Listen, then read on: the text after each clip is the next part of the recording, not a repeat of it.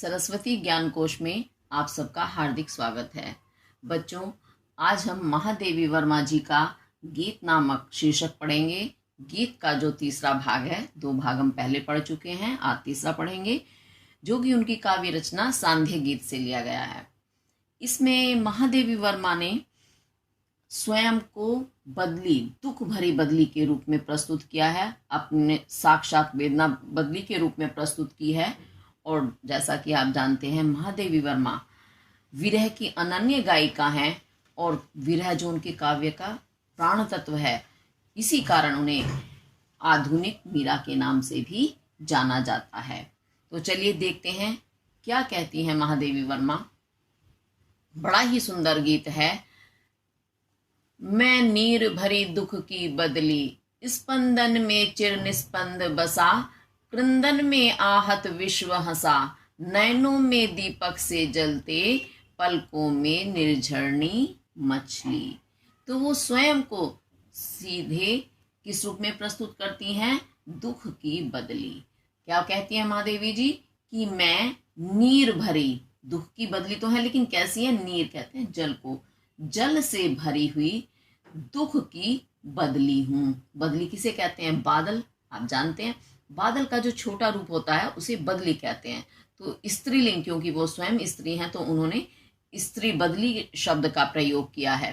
तो जिस प्रकार बदली जो होती है, बादल का छोटा रूप, वह जल से भरा होता है, ऐसे ही जो ये महादेवी वर्मा है, ये दुख रूपी जल से भरी हुई हैं, अर्थात उनके अंदर बहुत ही ज्यादा मात्रा में विरह वेदना विद्यमान है, जिसकी बराबरी वो किससे कर रही हैं? नीर यानी जल से, यानी विरह वेदना रूपी जल उनके अंदर भरा हुआ है बदली के समान। स्पंदन में चिर निस्पंद बसा। स्पंदन कहते हैं कंपन, हिलना। तो कंपन में, क्योंकि बदली जल से भरी हुई है, आपने देखा होगा कि जब बादल आकाश में उड़ते हैं तो वो एक जगह स्थिर नहीं रहते। कैसे रहते हैं? हिलते डुलते, चलते रहते हैं, चलायमान, गतिमान रहते हैं। तो स्पंदन में, जैसे बदली में स्पंदन कंपन होता है, जो चिर, चिर कहते हैं लंबे समय से, निस्पंद, स्पंदन कंपन होना, और निस्पंद जिसमें कंपन ना हो, यानी जो बिल्कुल स्थिर हो। तो निस्पंद कहते हैं स्थिर, बसा, बस गया है। कि मेरे अंदर जो है कंपन, जैसे बदली में कंपन स्थिर रूप से होता है, स्थायी रूप से होता है, ऐसे ही मेरे अंदर भी विरह का जो दुख है, विरह का जो कंपन है, वो चिर यानी हमेशा के लिए निस्पंद स्थायी रूप से बसा, बस गया है। यानी यह विरह अब मुझसे दूर नहीं होगा जब तक मुझे अपने प्रिय की प्राप्ति नहीं होगी। क्रंदन में आहत विश्व हंसा। अच्छा, इसमें एक चीज और है कि ये पंक्तियां जो हैं, एक बार तो महादेवी वर्मा के पक्ष में बोलती हैं और एक बार बदली के पक्ष में बोलती हैं। तो पहली पंक्ति तो स्पष्ट हो गया, जल भरी हुई बदली। दूसरी पंक्ति में जैसे बदली में कंपन होता है, और वो भी कैसे होता है? स्थायी रूप में, चिर यानी लंबे समय तक जब भी बदली आएगी उसमें स्थायी रूप से कंपन होगा ही होगा, वो गतिमान होंगे ही। ऐसे ही महादेवी वर्मा के अंदर भी चिरकाल के लिए कंपन बस गया है। कंपन भी कैसा है? जो दुख का कंपन है, विरह का कंपन, वो भी स्थायी रूप में बस गया है उनके हृदय में। और जिस प्रकार क्रंदन में, क्रंदन कहते हैं रुदन, रोना, तृप्त होना, तृप्त नहीं बोलेंगे, तड़पना। तो जैसे गर्मी होती है, गर्मी में, ताप में मनुष्य कैसे हो जाते हैं? क्रंदन करते हैं। रुदन, रुदन, रोना मतलब ये नहीं है चीखना चिल्लाना ही, लेकिन उसमें भी हम परेशान हो जाते हैं जब बहुत ज्यादा गर्मी होती है, तो वो भी एक तरह का क्रंदन ही माना जाता है। क्रंदन यानी रोना, रुदन। तो जैसे गर्मी से रुदित करते हुए, रोदन करते हुए जब बदली दिखाई दे जाती है, किसको? विश्व को। विश्व यानी संसार, संसार के लोगों को जो गर्मी से आहत हैं, जब उन्हें आकाश में छाई हुई बदली दिखाई देती है, और वो क्रंदन में आहत, आहत कहते हैं घायल, जो गर्मी से घायल हैं, गर्मी से पीड़ित हैं, ऐसा विश्व आकाश में फैली हुई उस बदली को देखकर क्या? हंसा। हंसने लगता है। हंसना यानी प्रसन्न होना। तो आकाश में बदली को देख करके गर्मी से तप्त हुआ संसार जिस प्रकार हंसने लगता है, उसी प्रकार जब मैं इस विरह वेदना से पीड़ित होती हूँ, मैं रुदन करती हूँ, तो मेरे उस क्रंदन में यानी मेरे रोने में ये संसार, विश्व यानी संसार, संसार कैसा, जो आहत, क्योंकि सभी घायल हैं इस संसार में, सभी आहत हैं, किसी को किसी चीज की पीड़ा है, किसी को किसी चीज की, तो ये घायल आहत जो संसार है वो हंसने लगता है। कब? जब महादेवी वर्मा क्रंदन करती हैं, जब वो अपने विरह में रोती हैं, तो उनके विरह को देख करके ये घायल विश्व जो है हंसने लगता है। नैनों में दीपक से जलते, और आपने देखा होगा जब बदली आती है उसमें आपस में घर्षण होता है, तो बादलों के टकराने के कारण उसमें बिजली पैदा हो जाती है, चकाचौंध आती है, तो ऐसा लगता है जैसे बदली के नेत्रों में मानो दीपक से जल रहे हों, क्योंकि अग्नि, दीपक भी जलता है, उसमें भी अग्नि होती है, और बिजली तो अग्नि है ही है। तो जैसे बदली के नेत्रों में दीपक से जलने लगते हैं, वैसे ही महादेवी वर्मा कहती हैं कि मेरे नेत्रों में भी विरह के कारण, अपने प्रिय से बिछुड़ जाने के कारण, उसके मिलन की आस में मेरे जो नेत्र जो हैं कैसे दीपक के समान जलते रहते हैं।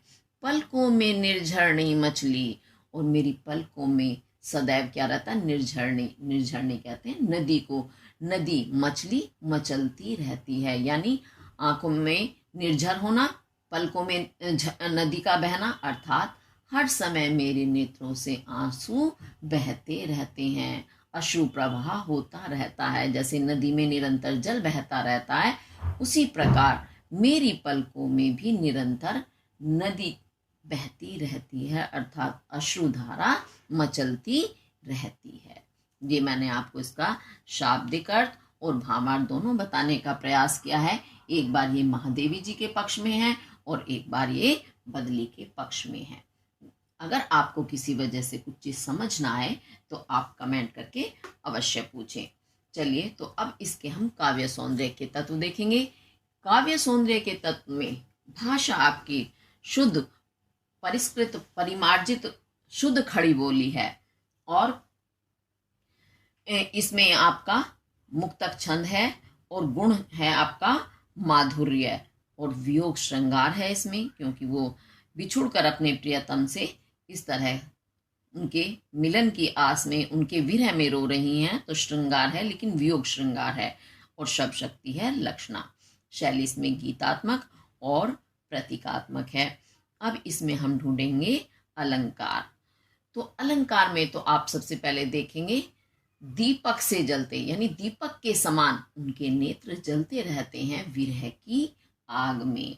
तो यहाँ दीपक के समान यानी दीपक से तुलना करने के कारण, किसकी? नेत्रों की, नेत्रों की दीपक से तुलना करने के कारण आपका बनता है यहाँ उपमा अलंकार।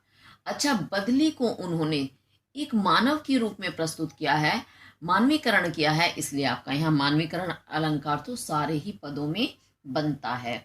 उसके बाद और देखते हैं कि मैं नीर भरे दुख की बदली, वो स्वयं को सीधे दुख की बदली कह रही हैं, उपमे में उपमान का भेद रहित आरोप कर रही हैं, इस कारण यहाँ आपका रूपक अलंकार भी बनता है। इसके साथ ये वाला पद पूरा हुआ।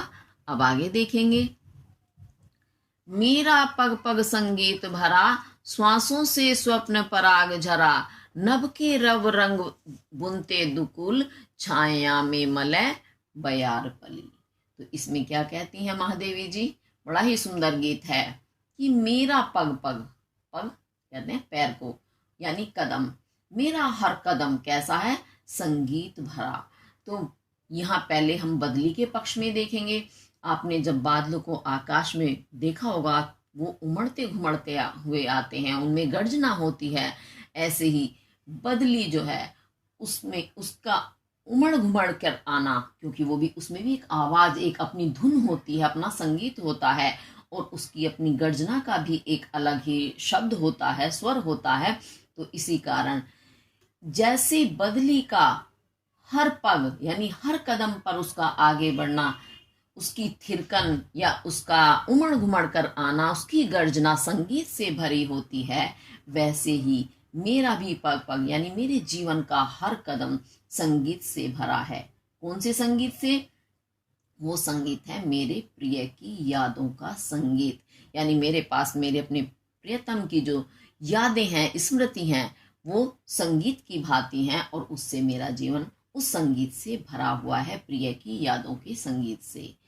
श्वासों से स्वप्न पराग झरा, और मेरी जो ये श्वासें हैं उनसे क्या? स्वप्न, स्वप्न यानी सपने, सपने यानी उनकी याद रूपी जो सपने हैं, स्मृति रूपी जो स्वप्न।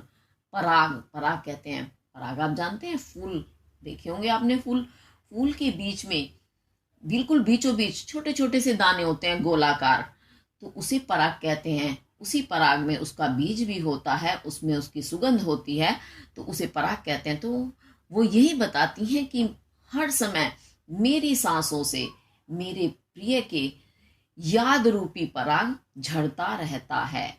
जैसे बदली, बदली में हर समय क्या रहता है? अपने शब्दों का, अपने संगीत का, अपने जल का एक स्वप्न सा पलता रहता है और बूंदों के रूप में वह झड़ता रहता है। उसी प्रकार मेरे भी स्मृति रूपी पराग हर समय झड़ता रहता है।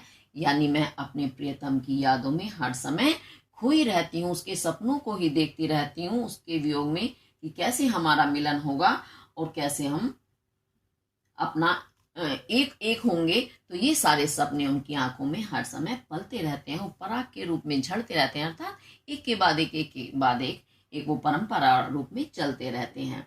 तो जैसे बदली है, अब बदली की जो बदली या बादल, बादल को बड़े रूप में आप प्रस्तुत कर सकते हैं, बदली को छोटे रूप में।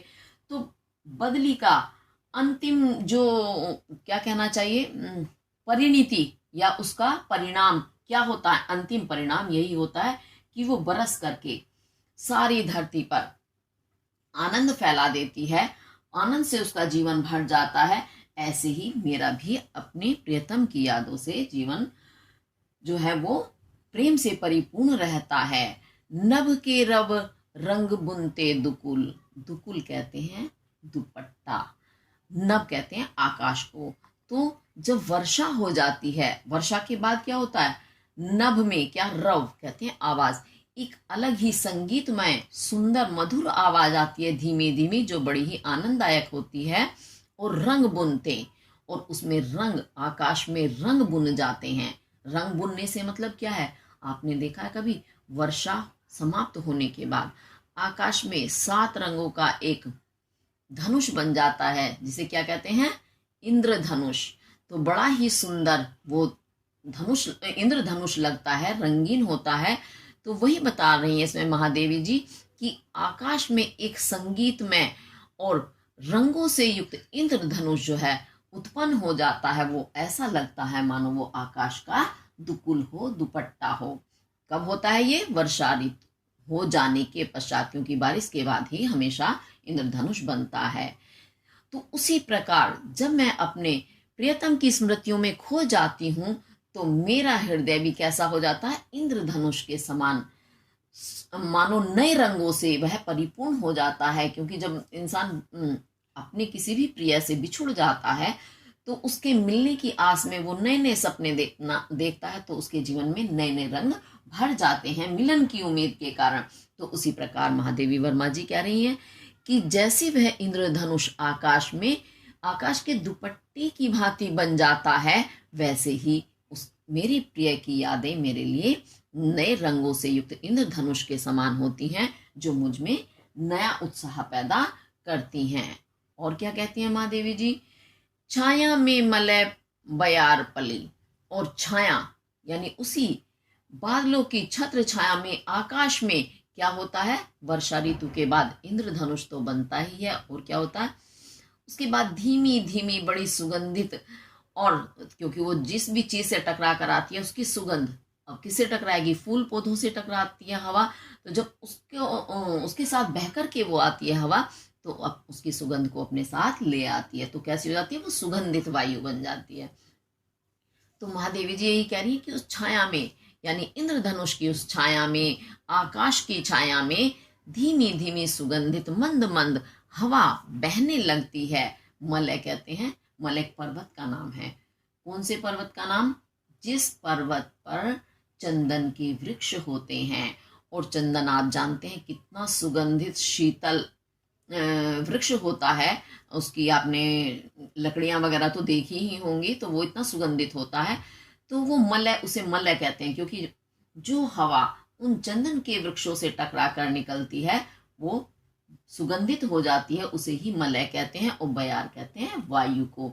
तो मलय बयार जैसे पली पल जाती है, पलना यानी बहने लगती है वर्षा होने के पश्चात, उसी प्रकार मेरे जो प्रिय की यादों की जो छाया है, उसकी छत्र छाया में मेरे हृदय में मलय बयार यानी सुगंधित धीमी धीमी वायु चलने लगती है, जो मुझे बड़ा ही शांति प्रदान करती है। उसकी यादों में खोकर मैं अपना सारे दुख वेदना को भूल जाती हूँ और मेरे अंदर नव जीवन का सा संचार होने लगता है उस शीतल वायु के कारण। शीतल वायु क्या? यानी प्रिय की याद रूपी या स्मृति रूपी जो वो शीतल वायु है, वह मुझे बड़ा ही आनंद प्रदान करती है। तो ये हो गया महादेवी जी के पक्ष में भी और हो गया बदली के पक्ष में भी। तो ये आपका इसका शब्दार्थ और भावार्थ दोनों पूरे हुए। अब इसके हम देखेंगे काव्य सौंदर्य के तत्व।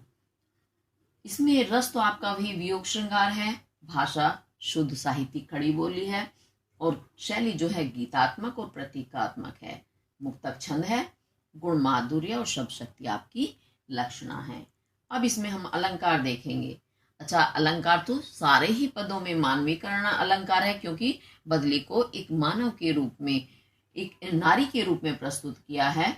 और उसके बाद मेरा पग पग, पग पग यानी एक शब्द की पुनः यानी फिर से आवृत्ति होने के कारण यहाँ पुनरुक्ति प्रकाश अलंकार बन रहा है। और उसके साथ और भी देखते चलेंगे। श्वासों से स्वप्न पराग, सा सा वर्ण की आवृत्ति हो रही है। नभ के रव रंग बुनते दुकुल, तो इसमें रा रावण की आवृत्ति हो रही है। छाया में मलय बयार पली, तो एक वर्ण की आवृत्ति यानी दोबारा आने के कारण आपका यहाँ अनुप्रास अलंकार भी बनता है। और साथ में आप देखेंगे ये भरा झरा रा रावण आ रहे हैं अंत में, तो यहाँ अंत्यानुप्रास अलंकार का भी ये उदाहरण दिखाई दे रहा है।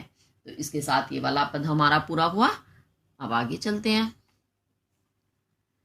मैं क्षितिज भ्रुकुटी पर घिर धूमिल, चिंता का भार बनी अविरल, रजकण पर जल कण हो बरसी, नवजीवन अंकुर बन निकली। और क्या कहती हैं महादेवी जी? बदली के माध्यम से अपनी पीड़ा को प्रस्तुत कर रही हैं कि मैं क्षितिज, क्षितिज आप जानते हैं किसे कहते हैं? क्षितिज जो होता है, आपने कभी कहीं ऊंचाई पर चढ़कर देखा हो कि जब कहीं भी कोई इमारत वगैरह दिखाई नहीं देती, खाली हमें धरती और आकाश दिखाई देते हैं। तो आप कभी देखना, अगर आपको ऐसा अवसर मिले, ऐसा खाली स्थान आप देखेंगे, लास्ट में बिल्कुल अंतिम छोर तक जाकर के देखेंगे कि धरती और आकाश मिलते हुए से नजर आते हैं।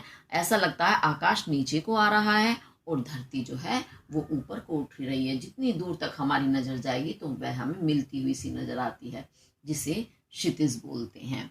तो कहते हैं क्षितिज यानी वही आकाश का वो जो भ्रुकुटी, भ्रुकुटी कहते हैं भुहों को। तो क्षितिज यानी आकाश रूपी भ्रुकुटी पर घिर, जैसे बदली घिर कर आती है, किस रूप में? धूमिल। धूमिल कहते हैं धुंधली, जो हमें स्पष्ट दिखाई नहीं देती। तो आपने देखा होगा बदली या बादलों का रंग कैसा होता है? धूमिल होता है ना, तो वो नीले होते हैं पूरी तरह से, ना वो काले होते हैं, तो धुंधला धुंधला सा उनका रंग होता है। ऐसी हमारी जो भुएं हैं वो भी कैसी होती हैं? धुंधली, यानी वो काले रूप में आ जाती हैं। तो महादेवी जी इसमें यही बता रही हैं कि आकाश रूपी भ्रुकुटी पर जिस प्रकार वह धूमिल बदली घिर करके आती है, वो कैसी लगती है? मानो वह आकाश की भ्रुकुटी यानी भुओं हो। और भुएं कैसी हैं? अच्छा, उसी प्रकार अब महादेवी जी के पक्ष में बोलेंगे कि मैं इस क्षितिज रूपी भ्रुकुटी, मेरा क्षितिज यानी जो मस्तक रूपी जो क्षितिज है उसकी भ्रुकुटी पर, भुओं पर घिर करके आई रहती है धूमिल। धूमिल रूप में क्या? चिंता। चिंता रूपी जो बदली है वह हर समय मेरे इस मस्तक रूपी भ्रुकुटी पर सदैव छाई रहती है, क्योंकि महादेवी वर्मा हर समय अपने प्रिय की याद में चिंता में ग्रस्त रहती हैं। तो ये महादेवी जी के पक्ष में हो गया कि उनकी मस्तक रूपी भ्रुकुटी पर हमेशा धूमिल रूपी चिंता जो है हमेशा घिरी रहती है। ये बदली रूपी धूमिल, बदली रूपी चिंता हर समय घिरी रहती है। घिरी रहना यानी छाई रहना, बने रहना। चिंता का भार बनी अविरल, और ये जिस प्रकार बदली जो है जल के भार के कारण, अविरल कहते हैं निरंतर, लगातार चिंता का कारण बनी रहती है, क्योंकि उसमें जल होता है, जल का भार उसके अंदर होता है। तो चिंता रूपी जो उसका जल है वो लगातार उसके लिए कष्टदायक होता है, बदली के लिए, क्योंकि उसे वजन वहन करना पड़ता है। उसी प्रकार मैं भी निरंतर चिंता के उस भार को हमेशा उठाती रहती हूँ, अपने प्रिय के वियोग की, वेदना की जो चिंता है उस चिंता में। रज कण पर जल कण हो बरसी, उसके बाद क्या होता है? जब जल के भार से बदली ग्रस्त रहती है, पीड़ित रहती है, तो वो रज कहते हैं धूली, धूल के जो कण हैं उन धूल के कणों पर जल कण हो बरसी, जल का कण बन करके बरसी, बरस जाती है। यानी वो जो धरती पर धूली पड़ी हुई है उस धूल के कणों पर जल के कण क्या होते हैं? बूंद, कण के रूप में होते हैं ना, छोटा छोटा टुकड़ा जल का। तो वो जल के बूंदों के रूप में उस धूली पर बरस जाती है। नव जीवन अंकुर बन निकली, तो वो भी यही बता रही हैं कि मेरी भी जो रज कण पर, यानी चिंता की जो मेरे कण हैं, उन धूल रूपी कणों पर जल कण, मेरे नेत्रों के जो अश्रु हैं, जल हैं, वह कण के रूप में यानी आंसू के रूप में बरसने लगता है, बहना आरंभ हो जाता है। यानी चिंता से जब मैं ज्यादा ग्रसित हो जाती हूँ तो मेरे नेत्रों से भी जल की वर्षा होने लगती है, अर्थात आंसू बहना आरंभ हो जाते हैं। नव जीवन अंकुर बन निकली, और जब पृथ्वी पर वर्षा का जल गिरता है, बदली बरस जाती है, तो क्या होता है? पृथ्वी पर जितने भी बीज इत्यादि पड़े होते हैं उन सब में क्या होता है? नव जीवन अंकुर, नए जीवन का अंकुर बन करके निकल पड़ता है। यानी वे जो बीज होते हैं वो अंकुरित हो जाते हैं, और अंकुरित होना क्या? यानी उनमें नए जीवन का संचार हो जाता है, नया जीवन पैदा हो जाता है, और वे पौधों के रूप में आगे बढ़ करके निकल आते हैं। तो ऐसे ही महादेवी जी के पक्ष में भी यही आता है। अच्छा, जब मनुष्य बहुत ज्यादा चिंताग्रस्त हो जाता है, बहुत दुखी हो जाता है, तो क्या होता है? उसका अंतिम परिणाम क्या होता है? जैसे बादल घिर करके आए हैं, उनका अंतिम परिणाम क्या होता है? बरस जाना, है ना। बरस करके उन बादलों में नए जीवन का संचार हो जाता है, क्योंकि फिर से नया संचार, यानी वो हल्के हो जाते हैं, मन का भार उतर जाता है। ऐसे ही मनुष्य भी मन का भार हल्का करके क्या होता है? उसमें भी नए जीवन का संचार होता है। तो बदली में फिर से नए जीवन का संचार हो गया उस जल को वर्षा के द्वारा बहा देने से, और वह फिर से तैयार हो गई है और जल को ग्रहण करने के लिए, पुनः बरसने के लिए। ऐसे ही महादेवी वर्मा जी बताती हैं। और ये जीवन की हकीकत भी है। आप कभी देखेगा जब मन में बहुत ज्यादा भार होता है तो हमारे नेत्रों से आंसू बहने लगते हैं, हमें रोना आ जाता है, तो रोने के बाद क्या होता है? मन हल्का हो जाता है। वही महादेवी जी भी अपने विषय में कह रही हैं कि जब मेरे नेत्रों से जल बह निकलता है, आंसू बह निकलते हैं, तो उसके बाद मेरा हृदय जो कैसा हो जाता है? हल्का हो जाता है, बदली की समान, और नव जीवन अंकुर बन निकली, और मेरे अंदर भी नए जीवन का अंकुर फूट पड़ता है, निकल जाता है, यानी नए जीवन का संचार मेरे अंदर भी हो जाता है। तो इस प्रकार महादेवी वर्मा और बदली में कोई भी अंतर नहीं है, एक दूसरे में एक दूसरे का आरोप है, कहीं भी कोई भी चीज इसमें असत्य दिखाई नहीं दे रही है। तो इसके साथ ये वाला हमारा पद भी पूरा हुआ। लेकिन अगर आपको किसी भी वजह से समझ ना आए तो आप कमेंट करके अवश्य पूछें, क्योंकि सही से पता होना जरूरी है। मैं कोशिश कर रही हूँ अपनी तरफ से, लेकिन निश्चित नहीं है कि मेरी बात आपको एकदम सीधे सीधे समझ ही आ जाए। हो सकता है कुछ चीज दिमाग में नहीं बैठती हैं, सामने होते हैं तो साथ साथ पूछ लिया जाता है, और इन वीडियो के माध्यम से तो हम कमेंट के माध्यम से ही पूछ सकते हैं और पूछ करके अपनी शंका दूर कर सकते हैं। तो इसके साथ हमारा ये वाला पद जो है पूरा हुआ। अब इसके हम देखेंगे काव्य सौंदर्य की तत्व। रस इसमें आपका वही वियोग श्रृंगार है। भाषा शुद्ध परिष्कृत खड़ी बोली है। अच्छा, चाहे आप इसे परिष्कृत या शुद्ध या साहित्यिक भाषा भी बोली भी बोल सकते हैं, लेकिन खड़ी बोली है। और छंद जो है मुक्तक छंद है। गुण माधुर्य और शैली आपकी गीतात्मक और प्रतीकात्मक है। शब्द शक्ति आपकी लक्षणा बनती है। अब इसमें हम ढूंढेंगे क्या, अलंकार। अच्छा, अलंकार में आपका यही है, मानवीकरण अलंकार तो है ही है। उसके साथ इसमें महादेवी वर्मा ने स्वयं को बिल्कुल बदली के रूप में प्रस्तुत किया है, बदली ही कहा है स्वयं को, तो इस कारण आपका इसमें रूपक अलंकार भी बन रहा है। तो ये आपका पूर्ण हुआ। अब आगे देखते हैं। पथ को न मलिन करता आना, पद चिन्ह न दे जाता जाना, सुधि मेरे आगम की जग में, सुख की सिहरन हो अंत खिली। अब और क्या बताती हैं महादेवी जी कि पथ को, पथ कहते हैं मार्ग, रास्ता, रास्ते को, ना नहीं, मलिन, मलिन कहते हैं दूषित गंदा, करता आना, आना यानी बदली का आकाश के पथ पर, मार्ग पर आने से उसका आना जो है आकाश मार्ग को मलिन नहीं करता, दूषित या गंदा नहीं करता। आकाश में जब बदली आती है तो आकाश कहीं से भी मैला या दूषित नहीं होता है। पद चिन्ह न दे जाता जाना, और उस बदली का जाना यानी बरस कर चले जाने के बाद क्या होता है, पद चिन्ह, उस बदली के पद पैरों के चिन्ह या उसकी निशान या पहचान न दे जाता, देकर नहीं जाता है उसका जाना, यानी वो जैसे आई थी शुद्ध रूप में वैसे ही चली जाती है, उसके पैरों की कोई निशान नहीं रहते। उसी पक्ष में महादेवी जी के पक्ष में भी ये आएगा कि आना, इस संसार रूपी आकाश में मेरा आना जो है पथ को न मलिन करता, मेरे आगमन के, आने के मार्ग को, यानी संसार में मेरा आना इस संसार को दूषित या मैला नहीं कर रहा है। मैंने ऐसे कर्म नहीं किए, ऐसे कार्य नहीं किए कि मेरे आने से संसार दूषित हो या मैला हो। और जिस प्रकार आना मेरा निष्कलंक रहा, निष्कलंक यानी जिसमें कोई कलंक ना हो, जिसमें कोई दाग धब्बा गंदगी ना हो, तो वो क्या होता है, हमारे कर्म होते हैं। मनुष्य के पक्ष में तो उसके कर्म ही आएंगे, हम जैसे कर्म करते हैं वैसे ही हमारी पहचान बन जाती है। तो वो यही बताना चाहती हैं कि मैंने ऐसा कोई कलंकपूर्ण कार्य नहीं किया कि जिससे मेरा आना इस संसार को दूषित करे, और जाना, मेरा जाना भी ऐसे ही होगा जैसे बदली आई, बरस कर चली गई, उसके बाद आकाश में उसका पद चिन्ह यानी उसकी पहचान का कोई चिन्ह शेष नहीं रहा। वैसे ही मेरे जाने के बाद भी मेरी कोई यहाँ ऐसी पहचान नहीं रहेगी जो कलंक युक्त हो, जो इस संसार को कलंकित करे।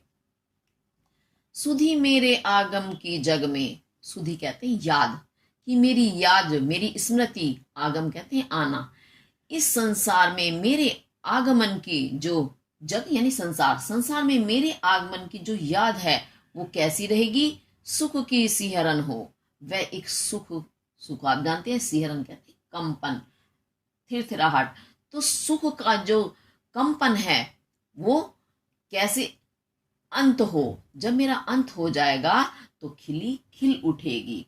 यानी जैसे आकाश में बादल आते हैं, बादलों के आगमन की, आगम यानी आने की सूचना ही इस संसार में, या याद ही संसार को प्रसन्न कर देती है। जब बहुत ज्यादा गर्मी से हम तप्त हो रहे होते हैं और अचानक से आकाश में बादल आ जाएं, या हम मन में भी कल्पना करते रहते हैं ज्यादा गर्मी को देखकर कि हे भगवान बादल आ जाएं, बारिश हो जाए, कुछ ठंडक हो जाएगी, है ना, तो वो हमारे हृदय में प्रसन्नता उत्पन्न करती है। और गर्मी से तप्त होने पर जब वाकई वास्तव में बादल सामने आ जाते हैं तो उस संसार में उस बादल के आने की जो स्मृति है, याद है, वही इतनी आनंददायक होती है कि संसार प्रसन्न हो उठता है। संसार प्रसन्न होने से तात्पर्य क्या है, संसार में रहने वाला एक एक जीव, प्राणी, प्रकृति, हर कुछ प्रसन्न हो जाती है, प्रफुल्लित हो उठती है, और सुख की सिहरन हो, और सुख की एक सिहरन कंपन सा होकर के अंत अंत होने पर खिली या खिल उठती है। जैसे फिर वह बारिश जाती भी तो है, बारिश होने के बाद बादल चले जाते हैं, तो उसके बाद क्या होता है, पूरे संसार में एक आनंद की, सुख की लहर दौड़ जाती है। सिहरन यानी एक लहर सारे में फैल जाती है, हर चीज प्रसन्न दिखाई देती है, क्योंकि सब जो तप्त थे गर्मी से, वो सब अब कैसे हो गए हैं, अब तृप्त हो गए हैं। तप्त और तृप्त दो शब्द हैं, दोनों में अंतर है। तप्त होना यानी जलना, दुखी होना, पीड़ित होना, और तृप्त का मतलब है संतुष्ट हो जाना, प्रसन्न हो जाना, आनंद को प्राप्त हो जाना। तो उस वर्षा के, बदली के चले जाने के बाद अंत हो जाने पर एक सुख की सिहरन, सुख की लहर खिल उठती है पूरे संसार में।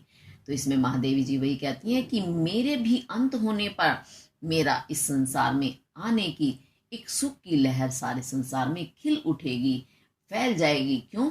महादेवी जी ने ऐसे कार्य किए हैं कि जिस कारण संसार में उनका आना सभी के लिए प्रसन्नता का कारण है। अच्छा, ये संकेत महादेवी जी ने स्पष्ट नहीं बताया है अपना कि कौन सा वो मेरा कार्य है। वही कार्य जिसे हम पढ़ रहे हैं, उन्हीं ने जो काव्य सृजन किया है, इतना सुंदर काव्य रचा है कि जब हम इसे मन से पढ़ते हैं तो हम भी अंदर से खिल उठते हैं, अति प्रसन्नता होती है। और बहुत ही ज्यादा, और बहुत ज्यादा मैं क्या कहूँ, आप खुद समझ सकते हैं, शब्दों में मैं भी बयान नहीं कर पा रही हूँ, क्योंकि महादेवी जी जो है बहुत ही सुंदर विरह के गीत उन्होंने गाए हैं। अगर जब उन्हें हम ध्यान से पढ़ते हैं, ठंडे दिमाग से पढ़ते हैं, तो वो बड़े ही आनंददायक होते हैं, बिल्कुल मम स्पर्शी, हृदय को छूने वाले हैं। तो उसी के लिए उन्होंने संकेत दिया है, यानी मैं जो ये काव्य सृजन कर रही हूँ, ये मेरा एक सुख की लहर के रूप में पूरे संसार में खिल उठेगा, चारों तरफ फैल जाएगा। ये उन्होंने बताने का इसमें प्रयास किया है। तो ये आपका बदली के पक्ष में भी हो गया और महादेवी जी के पक्ष में भी हो गया। ठीक है, अब हम देखते हैं इसके काव्य सौंदर्य के तत्व। इसमें आपका जो रस है वो वियोग श्रृंगार है, भाषा शुद्ध साहित्यिक खड़ी बोली है, छंद मुक्तक है, गुण है आपका माधुर्य, शब्द शक्ति लक्षणा है, और शैली है गीतात्मक और प्रतीकात्मक। सभी छंदों में वही एक सारी चीजें हैं। अब इसमें हम ढूंढेंगे अलंकार। तो अलंकार में सीधे मान विकरण तो आपका है ही है। अब उसके साथ और चीज देखते हैं। पथ को न मलिन करता आना, पद चिन्ह न दे जाता जाना। ज वर्ण की आवृत्ति हो रही है। सुधी मेरे आगम की जग में, सुख की सिहरन। सा वर्ण की आवृत्ति हो रही है। तो जहां एक शब्द की आवृत्ति यानी दोहराना होता है, वहां बनता है आपका अनुप्रास अलंकार। इसके साथ आपका ये पद भी पूरा हुआ। अब आगे देखते हैं। विस्तृत नभ का कोई कोना, मेरा न कभी अपना होना। परिचय इतना इतिहास यही, उमड़ी कल थी मिट आज चली। अब इसमें महादेवी जी ने अपनी तुलना या अपनी उपमा जो है बदली से तो की ही है, उसके साथ साथ उन्होंने बताया कि संसार क्या है, नश्वर। नश्वर यानी नष्ट होने वाला। जो चीज इस पृथ्वी पर उत्पन्न हुई है उसका अंत निश्चित है। तो वही बताती हैं वो। विस्तृत नभ का कोई कोना, विस्तृत कहते हैं विशाल, बहुत ज्यादा मात्रा में फैला हुआ विशाल। नभ आकाश, आपको पता है आकाश कितना विशाल है, उसका ओर छोर कोई हम नहीं देख पाते हैं।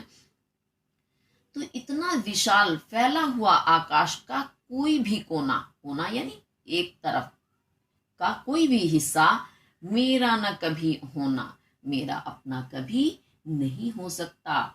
आकाश इतना विशाल है, विस्तृत है, बादलों का स्थान भी कहाँ होता है, आकाश में ही है।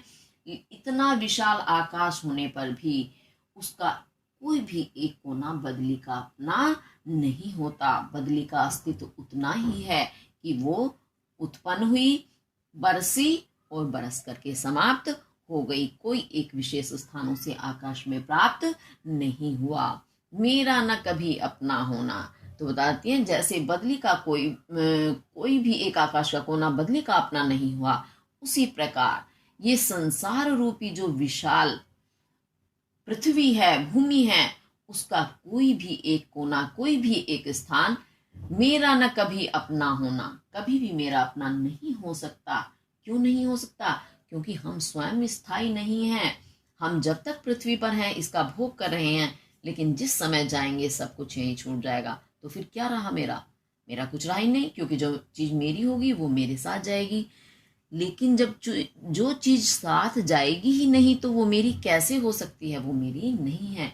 सिर्फ इतना मैं जिंदा हूं, इतना इस पृथ्वी का मैं भोग कर रही हूं, उसके बाद मेरा कोई अस्तित्व नहीं है। तो इस आकाश रूपी पृथ्वी का कोई भी कोना मेरा भी अपना नहीं हो सकता, बदली की भांति।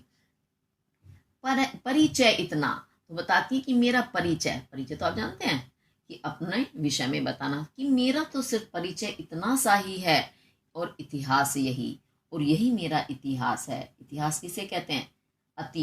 अतीत यानी जो बीत चुका है, जो चीजें पीछे जा चुकी हैं, पीछे छूट चुकी हैं, उसे ही हम इतिहास कहते हैं। तो मेरा इतिहास यानी मेरा अतीत और मेरा परिचय बस इतना ही सा है। कैसा है? कितना है? उमड़ी कल थी, कि कल तो मैं उमड़ करके आई थी। तो यही पहली पंक्ति जो है ये इसमें बदली के पक्ष में भी है, कि उस बदली का भी इतना ही परिचय है और इतना ही इतिहास है। कितना? कि उमड़ी कल थी, कि कल तो मैं उमड़ना यानी पैदा होना।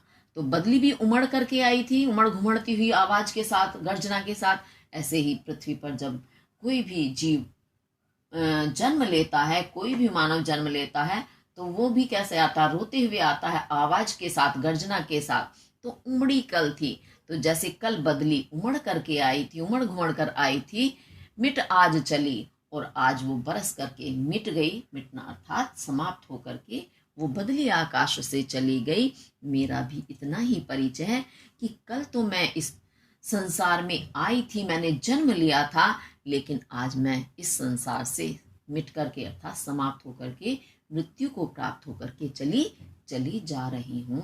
यानी अब मेरा आज यहाँ का अस्तित्व भी समाप्त हो रहा है। सिर्फ इतना एक जीव का इस पृथ्वी पर पहचान है या अस्तित्व है। बड़ी ही गहरी बात महादेवी जी ने कही है, बिल्कुल दिल को छूने वाली है।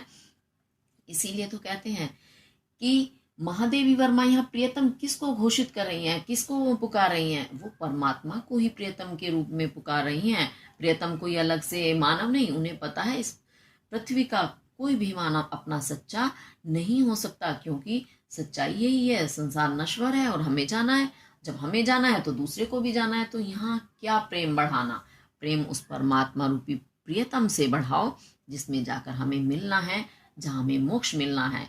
तो इसीलिए वो साधिका के रूप में, एक दृढ़ निश्चय साधिका के रूप में यहाँ अपना परिचय दे रही हैं कि चाहे कुछ भी हो जाए, मुझे तो वही अपने साधना के पथ से विचलित नहीं होना है और उस ईश्वर की प्राप्ति करनी है। ये हमने पहले वाले गीत में पढ़ा था, लेकिन ये गीत भी हमें यही बता रहा है कि यहाँ कोई अस्तित्व नहीं है, एकमात्र वही परमात्मा है हमारा अस्तित्व, उसी के पास हमें जाना है। इसलिए निरंतर साधना पथ पर आगे बढ़ते रहिए। तो इसके साथ आपका ये वाला भी पूरा हुआ। अब इसके हम काव्य सौंदर्य के तत्व देखेंगे। तो काव्य सौंदर्य के तत्व में आपकी भाषा शुद्ध परिष्कृत खड़ी बोली है, और रस जो है वो श्रृंगार रस है, शैली गीतात्मक और प्रतीकात्मक है, और गुण माधुर्य शब्द शक्ति आपकी लक्षणा इसमें बनती है। और अलंकार एक वही मानवीकरण तो है ही है, उसके साथ इसमें और भी देखते हैं। विस्तृत नभ का कोई कोना, का वर्ण की आवृत्ति, मेरा न कभी अपना होना, और परिचय इतना इतिहास यही, ई वर्ण की आवृत्ति हो रही है। उमड़ी कल थी मिट आज चली। तो इसमें ई वर्ण की आवृत्ति, का वर्ण की आवृत्ति के कारण आपका कौन सा अलंकार हो गया? अनुप्रास अलंकार। इसके साथ आपका ये गीत भी आज पूरा हुआ। महादेवी वर्मा के जो गीत हैं सारे आज पूरे हो गए हैं, हम सारा कंप्लीट कर चुके हैं। इसे अच्छे से आप पढ़ेंगे, ध्यान से करेंगे संदर्भ प्रसंग अच्छे से देखें और अच्छे से तैयारी करें परीक्षाओं की। इसी के साथ धन्यवाद।